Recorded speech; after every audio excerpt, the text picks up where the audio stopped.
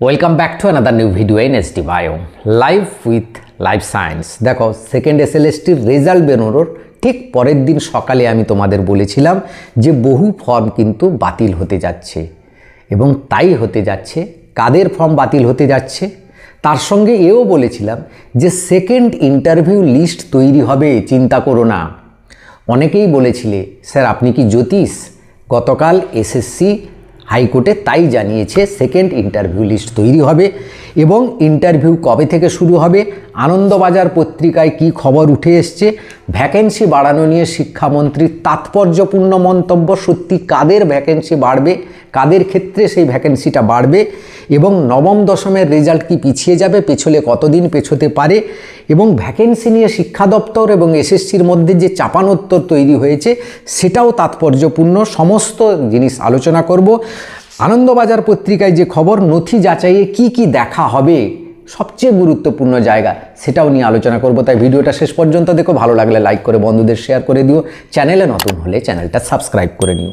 প্রথমেই জানিয়ে দিই, অভিজ্ঞতা নিয়ে যারা ফর্ম ফিল আপ করেছে তাদের বহু ফর্ম বাতিল হবে। আমি যোগ্য শিক্ষকদের কিন্তু বলছি না, এক্ষেত্রে তাদের আলোচনায় কোথাও আমার আলোচনায় থাকে না তারা। আমি অভিজ্ঞতার শিক্ষকদের বলছি যে যারা নিয়ে ফর্ম ফিল আপ করেছে। কেন না, খবরে দেখো বলছে কি যাচাই করা হবে, হ্যাঁ, এবং তার ইঙ্গিতও গতকাল হাইকোর্টে দিয়ে দিয়েছে এসএসসি। অভিজ্ঞ প্রার্থীর অভিজ্ঞতা সত্যি কিনা সেটা বিচার করা হবে।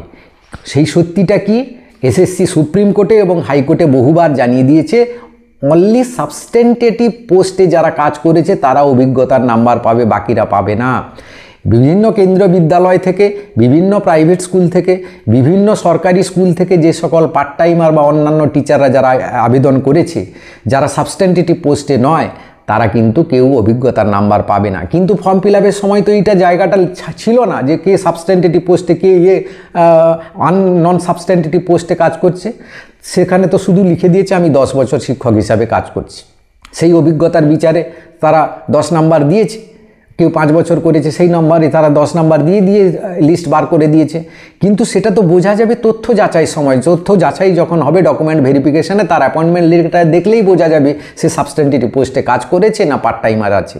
তাই এইখানে কিন্তু বহু যারা 10 নাম্বার পেয়ে ঢুকে আছে সেগুলো কিন্তু বাদ যাবে। এই জন্য সবচেয়ে অবাক লেগেছিল আমাকে রেজাল্ট বেরোনোর পর, যে এত 10 নাম্বার কোত্থেকে এলো, 10 নাম্বার পাওয়া ব্যক্তি কোথায় ছিল লুকিয়ে এতদিন, এরা থেকে এলো। শুধু তো 2016 সালের শিক্ষকদের না নাম্বারটা বোঝা যাচ্ছে, বাকি তো বোঝা যাচ্ছিল না। তো 3000 মতো সেরকম তো কেন্দ্রীয় বিদ্যালয় বা সিবিএসসি বোর্ড থেকে এসছে বা অন্য রাজ্য থেকে আসছে। তো এছাড়াও আমাদের রাজ্যেও বহু কিন্তু পার্ট টাইমার সেই অভিজ্ঞতার নাম্বার দিয়েছে এবং তারা নাম্বারটা পাবে বলে আশা করে বসে আছে। তারা কিন্তু সমস্ত বাদ যাবে। সেই ভ্যাকেন্সিতে কিন্তু যোগ্য ফ্রেশাররা যারা ভালো নাম্বার পেয়েছে একাডেমিক এবং রিটিনে, তারা কিন্তু সেখানে ঢুকবে। এটা নিয়ে কোনো দ্বিমত থাকছে না। সেই জন্য বাধ্য হয়ে এসএসসি বলেছে সেকেন্ড ইন্টারভিউ লিস্ট বের হবে।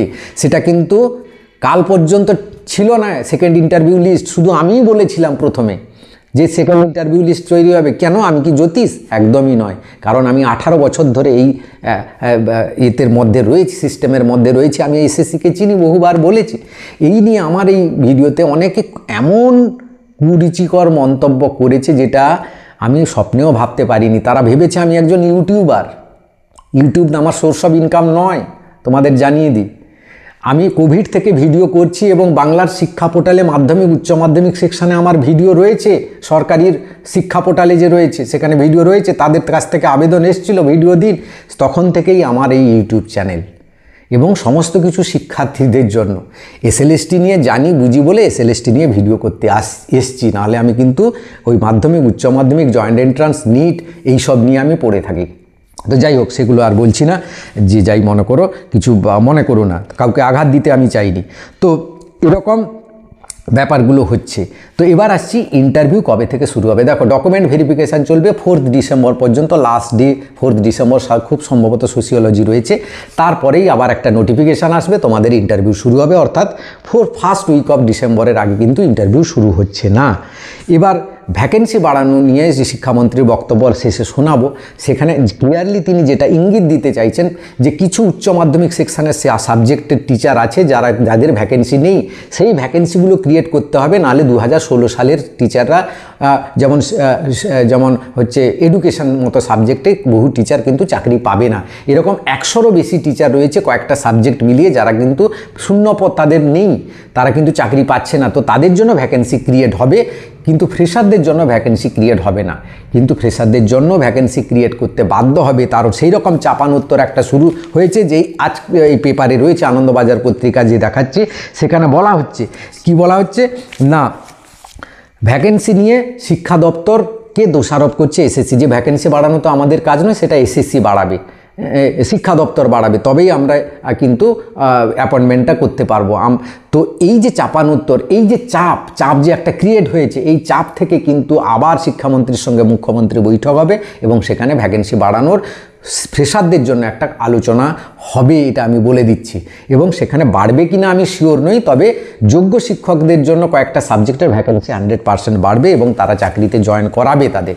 আমি বারবার বলছি, যোগ্য শিক্ষকরা সবাইকে ঢোকাবে রাজ্য সরকার। আরও নথি যাচাইয়ের ব্যাপারগুলো ভুলে গেলাম। প্রার্থীর বয়স নিয়ে হবে, যেটা উঠে এসছে, 40 বছর হয়নি কিন্তু পরীক্ষা দিয়েছে 2016 সালে, এরকম তথ্য উঠে এসছে। প্রার্থীর বয়স করা হবে, তালিকায় অযোগ্যরা কেউ ঢুকলো কিনা সেটা যাচাই করা হবে, শিক্ষাগত যোগ্যতা ঠিকঠাক আছে কিনা সেটা যাচাই করা হবে, প্রার্থীর জাতিগত শংসাপত্র ঠিক আছে কিনা, অর্থাৎ কাস্ট সার্টিফিকেট। এখানে ইডব্লিউএস অনেক মার খাবে, তাদের ডেট অফ ইস্যু নিয়ে কিন্তু ঝামেলা রয়েছে, তারা কিন্তু ইডব্লিউএসের অ্যাডভান্টেজ নিয়ে ইডব্লিউএসের পোস্টে ঢুকে আছে, সেখানে অনেক পর্যন্ত ফর্ম বাতিল হবে। ওবিসিবি এদের সার্টিফিকেট না ঠিকঠাক দেখাতে পারলে কিন্তু এদের সার্টিফিকেট কিন্তু বাতিল হবে এবং এদের ফর্ম বাতিল হবে। এরকম কিন্তু কয়েকটা গুরুত্বপূর্ণ জায়গায় ফর্ম বাতিলের সম্ভাবনা উঠে আসছে। এবার দেখো 9-10-এর রেজাল্ট কবে বেরোবে। দেখো এখন যে এই যে তাপটা গতকাল থেকে উঠে এসছে, তাপটা লেগেছে, সেই তাপ সহ্য করতে পারবে কতটা, তারপরে যদি 9-10-এর রেজাল্ট বার করে দেয়, ডবল উষ্ণতা তারা সহ্য করতে পারবে না। তাই আমার যা মনে হচ্ছে, 9-10-এর রেজাল্টের ডেট পেরিয়ে গেছে, বেরোনোর কথা, এই সপ্তাহের শেষের দিকে হয়তো শনিবার মাঝরাত্রে রেজাল্ট বার করতে পারে 9-10-এর।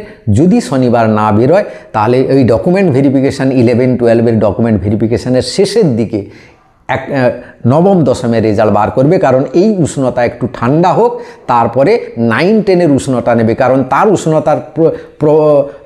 উষ্ণতাটা অনেক বেশি থাকবে, বুঝতেই পারছো। সেখানেও সেই একই রকম কাট অফ তো খুব একটা কমবে না, কারণ 10 মার্ক নিয়ে সবাই তো ঢুকে আছে সেখানে।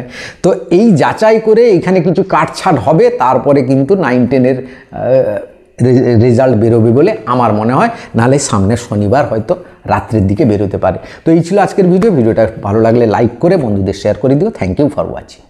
মুখ্যমন্ত্রীর সঙ্গে আমার ভ্যাকেন্সি বাড়ানোর একটা প্রাথমিক পর্যায়ে কথা হয়েছে, কিন্তু সেটা যতক্ষণ আমরা আইনি পরামর্শ পাচ্ছি ততক্ষণ এটা নিয়ে আমরা কোনো পাকাপোক্ত কথা বলতে পারি না হবে। কিন্তু যার ক্ষেত্রে এক্সপিরিয়েন্স বলছেন, সেটা যদি এরকম হয়ে থাকে, সেটা অবশ্যই সে বাদ যাবে।